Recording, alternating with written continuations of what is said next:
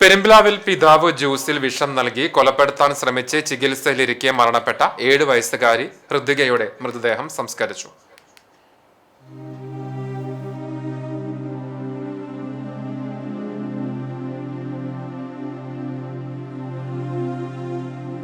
ഭാര്യ പിണങ്ങിപ്പോയ മനോവിഷമത്തിലാണ് പെരുമ്പിലാവിൽ താമസിക്കുന്ന തമിഴ്നാട് സ്വദേശിയായ മുത്തു തന്റെ മക്കളായ ഹൃദിക, കൃതിൻ എന്നിവർക്ക് ജ്യൂസിൽ എലിവിഷം കലർത്തി നൽകിയത്.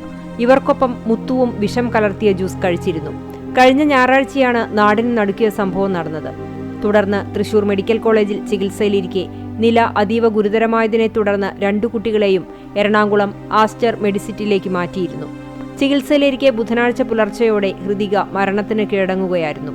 തൃശൂർ മെഡിക്കൽ കോളേജ് ആശുപത്രിയിലേക്ക് എത്തിച്ച മൃതദേഹം പോസ്റ്റ്മോർട്ടം നടപടികൾക്ക് ശേഷം കടവല്ലൂർ ഗ്രാമപഞ്ചായത്ത് അധികൃതരുടെയും ബന്ധുക്കളുടെയും സാന്നിധ്യത്തിൽ ഏറ്റുവാങ്ങി വ്യാഴാഴ്ച വൈകിട്ട് 3 മണിയോടെ പെരുമ്പിലാവ് ആനക്കല്ലിലുള്ള വീട്ടിലെത്തിച്ച് പൊതുദർശനമൊരുക്കി.